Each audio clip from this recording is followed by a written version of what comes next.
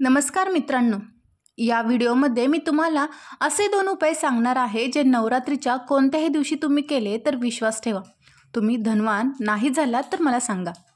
त्याआधी मित्रांनो, शारदीय नवरात्रमध्ये ज्वारीची काय करावे, अखंड ज्योतीचं काय करावं, अखंड ज्योतीत जो तेल असतो वाचतो त्याचे काय करावे, नवरात्र कधी संपतील, 2024 मध्ये कन्यापूजन कधी करावे आणि हिरवीगार जवचे काय करावे।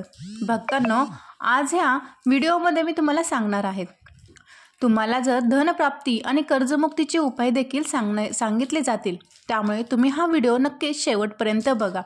आणि जर तुम्ही ज्ञानवर्धक मोटिवेशनल चॅनलवरती नवीन असाल तर चॅनललाही जरूर सबस्क्राइब करा। भक्तांनो, नवरात्रीनंतर जे तांदूळ असतात, जे ज्वारी असतात, ज्योतीचे वात असतात, जितकीही आपण नवरात्रीच्या काळात सामग्री अर्पण करतो त्याचे काय करावे, हे सगळं तुम्ही चुकीच्या पद्धतीने नदीत विसर्जन करता, ज्यामुळे तुम्हाला त्याचा फायदा होत नाही। तर मित्रांनो, हा व्हिडिओ तुम्ही नक्कीच नीट आणि शेवटपर्यंत पहा।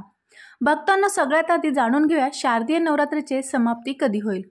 अंतिम व्रत 11 ऑक्टोबर शुक्रवार या दिवशी ठेवले जाईल। या दिवशी नवरात्री समाप्त होतील, म्हणजे शेवटचे व्रत 11 ऑक्टोबर शुक्रवार रोजी सकाळी ठेवले जाईल आणि कन्यापूजन ह्याच दिवशी केले जाईल। हे बघा मित्रांनो, तुमच्यापैकी बरेच जण नवरात्रीमध्ये खूप चुका करतात। 9 दिवसांपर्यंत तुम्ही माता राणीची पूजा करता आणि माता राणीची पूजा केल्यानंतर जे तांदूळ असतात, जे शृंगाराचे सामान असते, वात, जळालेले राख असते, जे देवी नाणे असते, हे सगळं तुम्ही नदीत जाऊन विसर्जित करता। भक्तांनो, हीच सगळ्यात मोठी चूक आहे। सगळी माहिती मी तुम्हाला ह्या व्हिडिओमध्ये सांगणार आहे। आपल्या चॅनलच्या माध्यमातून तुम्हाला आज याबद्दल विस्ताराने आणि अचूकतेने ही माहिती उपलब्ध होणार आहे। तर मित्रांनो, तुम्ही जर ह्या चॅनलवरती पहिल्यांदा आला असाल तर चॅनलला जरूर सबस्क्राइब करा। मित्रांनो, अधिकतर लोक शारदीय नवरात्रात 9 दिवसांपर्यंत खूप पूजा करतात, परंतु पूजा केल्यानंतरही त्यांना फळ मिळत नाही। मग का फळ मिळत नाही, तर भक्त काही चुका करतात। माता राणी स्वतः त्यांना प्रसाद देऊन जातात, त्यांना फल प्रदान करून जातात, पण व्यक्ती त्या फलाचा सदुपयोग करून घेत नाहीत। मित्रांनो, जर विहीर तुमच्या जवळ आहे आणि जर तुम्ही विहिरीतून पाणी बाहेर काढणार नाही तर तुमची तहान कशी भागेल। अगदी त्याचप्रमाणे तुम्हाला माहीत असले पाहिजे की प्रसाद तर तुमच्या जवळ आहे, पण तुम्ही त्याचा वापर करत नाही। मित्रांनो, म्हणण्याचा उद्देश आहे, मी जो मार्ग सांगणार आहे या मार्गाने तुमच्या जीवनात चालू असलेल्या समस्या, गरिबी, रोग, दोष, दुःख, कष्ट दूर होऊन तुमच्या प्रत्येक प्रकारच्या मनोकामना पूर्ण होतील। तर मित्रांनो, या उपायाने एका व्यक्तीचाही फायदा झाला असेल तर आम्हाला देखील पुण्याची प्राप्ती होईल, आम्हाला देखील चांगलं वाटतं आणि आम्हाला देखील तुमच्या सर्व दर्शकांचा भरपूर आशीर्वाद मिळतो आणि माता राणीची कृपा प्राप्त होते। तर मित्रांनो, चला सुरुवात करूया। नवरात्रीच्या काळात तुम्ही कोणती चूक करता ज्यामुळे तुम्ही नुकसानात राहता। भक्तांनो, पूजापाठ केल्यानंतर जे उरलेले तांदूळ असतात, माता राणीला जे आपण अर्पण करतो त्याच तांदळाबद्दल मी बोलत आहे। तर तांदूळ जे माता राणीला आपण क्षमा याचना करतात, अर्पण करतो, पुष्प अर्पण करतो, नाणे अर्पण करतो, ते सगळं नदीत विसर्जन करून देतात। तुम्ही 9 दिवसांपर्यंत माता राणीची पूजा केली, माता राणीने तुम्हाला प्रसाद म्हणून तांदूळ दिला, पुष्प दिले, नाणे दिले, ते तुम्ही नदीत विसर्जित करून देता। मित्रांनो, हीच सर्वात मोठी मूर्खता आहे। 9 दिवसांच्या फळाचं तुम्ही काय केले, थेट नदीत सोडून दिले, असं करू नये।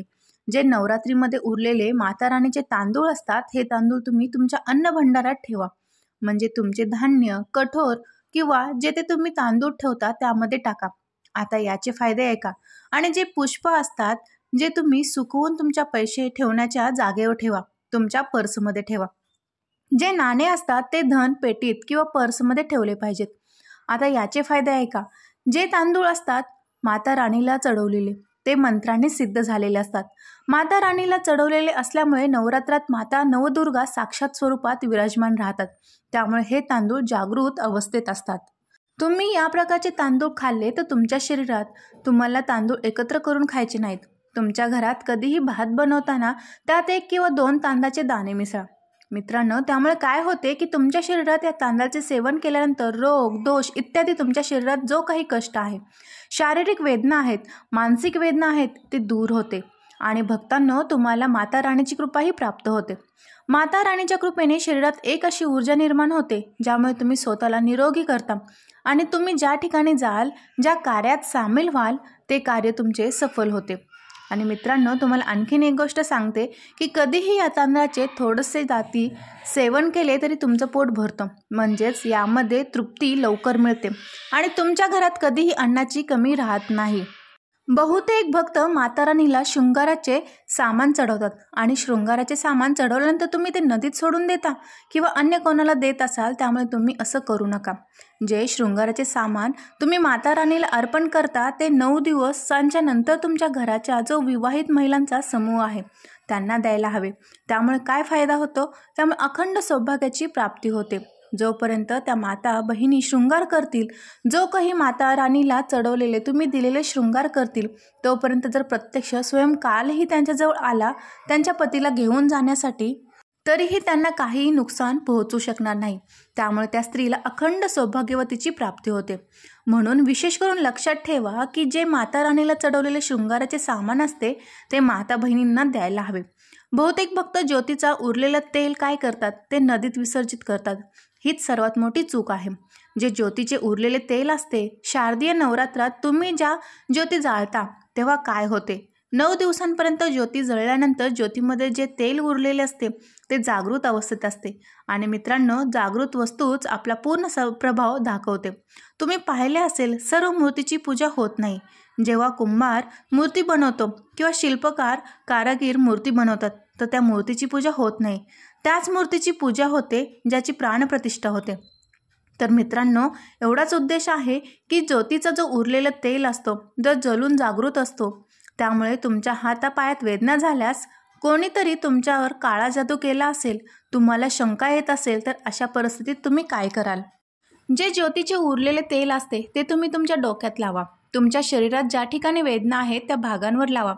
जर कोणी शरीरावर काही तंत्र विकार केला असेल, कोणीतरी काळा जादू, भयंकर काळा जादू केला असेल, तर ही माता राणीची साक्षात कृपा असते.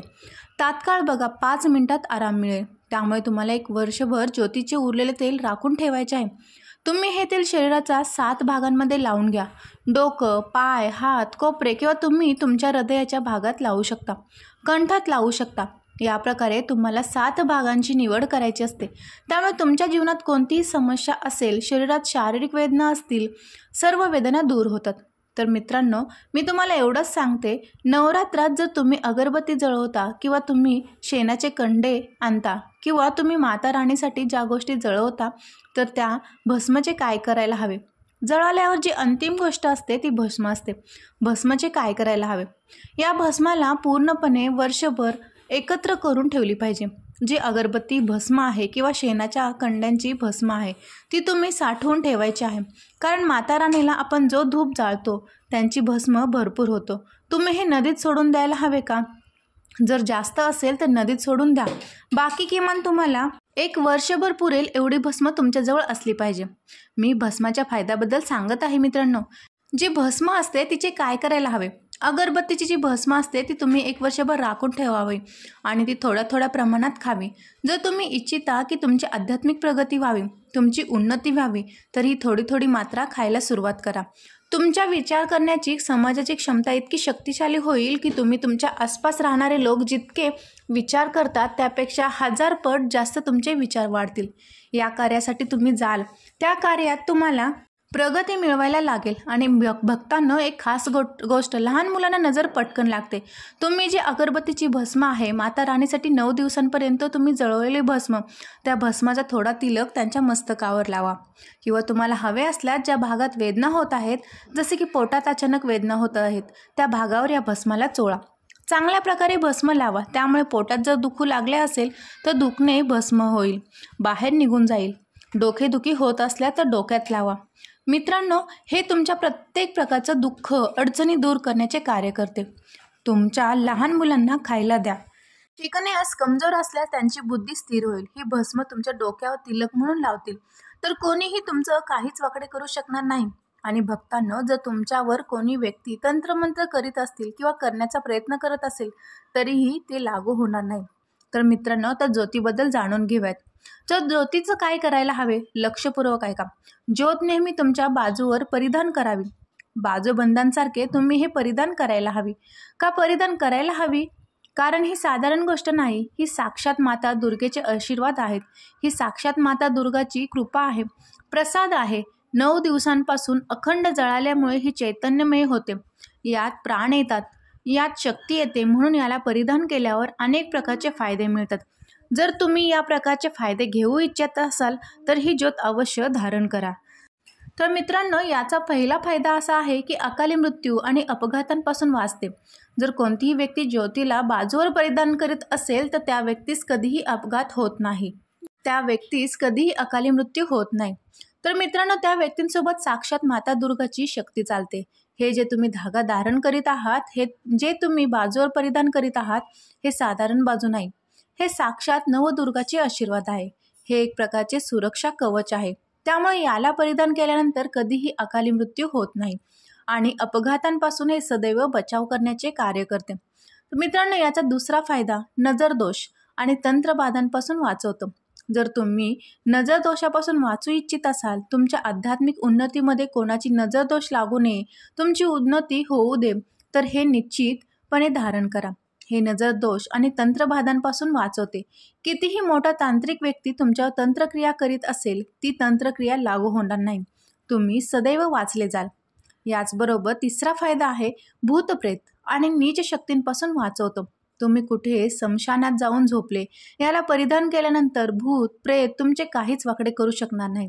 त्यामुळे भूत प्रेत आणि नकारात्मक शक्तींपासून याला परिधान केल्यानंतर वाचवले जाते. त्याचबरोबर मित्रांनो, याचा असाही एक फायदा आहे, लक्ष्मीची पूर्ण कृपा प्राप्त होते. जे लोक इच्छितात की त्यांच्या जीवनात धनाची कमतरता नको, तर अशा व्यक्तीने हे निश्चितपणे धारण करायला हवे. लक्ष्मी मातेची पूर्ण कृपा प्राप्त होते आणि नवदुर्गाचे आशीर्वादही मिळतात. त्याचबरोबर मित्रांनो, दैहिक आणि भौतिक सुखाची प्राप्ती होते. याला धारण केल्यानंतर जे लोक दैहिक सुख प्राप्त करू इच्छितात, दैविक सुख प्राप्त करू इच्छितात, भौतिक सुखांची प्राप्ती करू इच्छितात, अशा व्यक्तीने हे निश्चितपणे धारण करायला हवे. तर मित्रांनो, तुम्हाला खरंच ही माहिती आवडली असेल तर व्हिडिओला नक्कीच लाईक करा. आपण भेटूया अशाच आणखीन एका नवीन व्हिडिओमध्ये.